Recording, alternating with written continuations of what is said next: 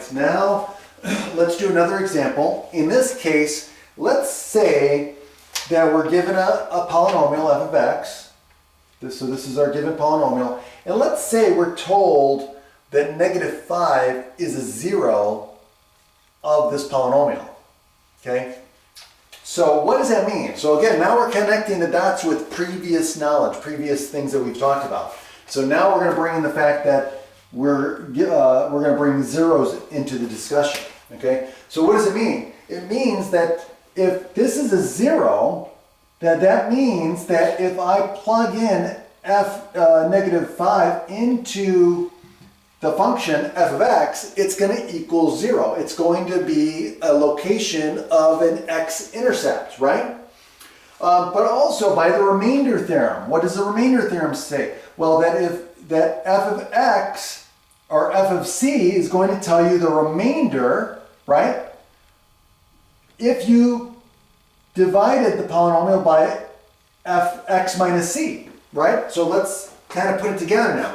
So that means that, hey, this is a way of factoring polynomials, right? Because we're putting it together. If this is a zero, then that means x minus, so this would be our c then, right?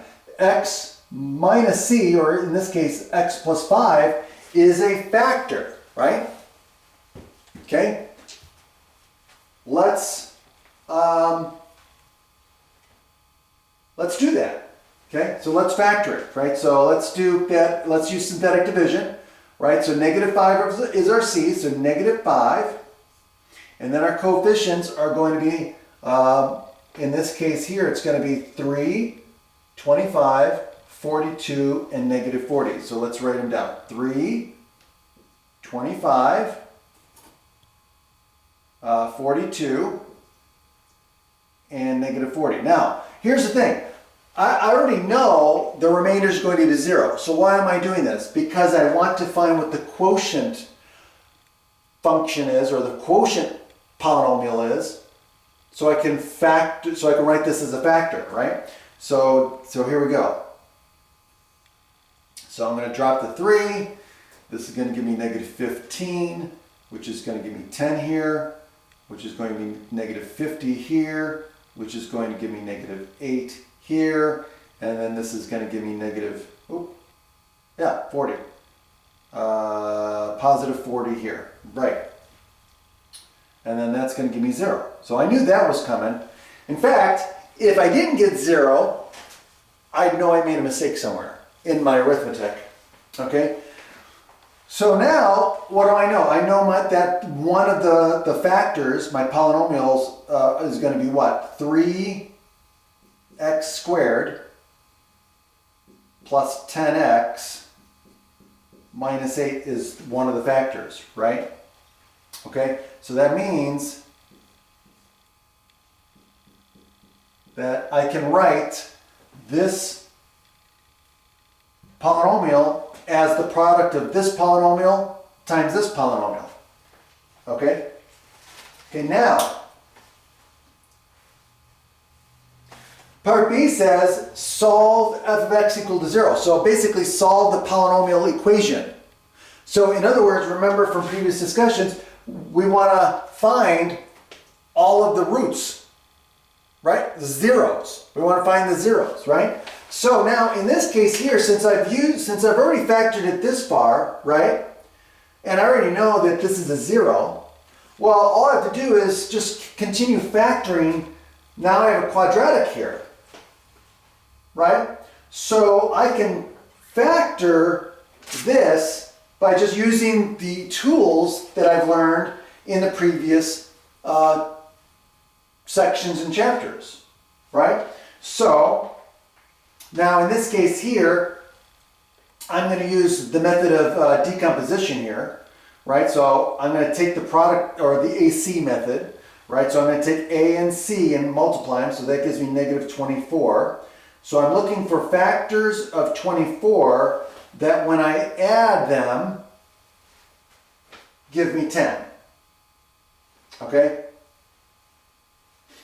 And that's going to be what? 2 and 12. Okay? And since it's negative and this is positive, right? They have to be opposite signs. So, and the larger factor is positive. So this is going to be 12 and negative 2. So negative 2 and 12 will give me negative 24 when I multiply them. When I add, I get 10. So these are the two factors. So now what I'm going to do is I'm going to decompose the middle term. That's why it's called method of decomposition. So I'm going to do 3x squared plus 12x minus 2x minus 8. And so now I'm going to just do factor by grouping, which you guys are familiar with now. So I'm going to group the first two and the second two. So I'm going to get 3x times the quantity, what? X plus 4. Now I'm going to take out the greatest common factor here. I'm going to take out a negative 2. So I'm going to take out a negative 2. So I'm going to get minus 2. And I'm going to be left over with what? X plus 4. And so now I got another common term, right? A common factor, rather. And so now I'm going to factor again. And that's going to give me x plus 4 times 3x minus 2. And so now I've got my two other factors, okay? So now I can write this as a product of factors, and all three factors are going to be x plus 4 times 3x minus 2 times x plus 5, okay? And so now the solution, right, to this equation is what? Well, I'm going to use the zero product principle. That means x is going to be what? In the set of what? Negative 4. Okay. 2/3. Oops. And negative 5. And that's it. Have a great day.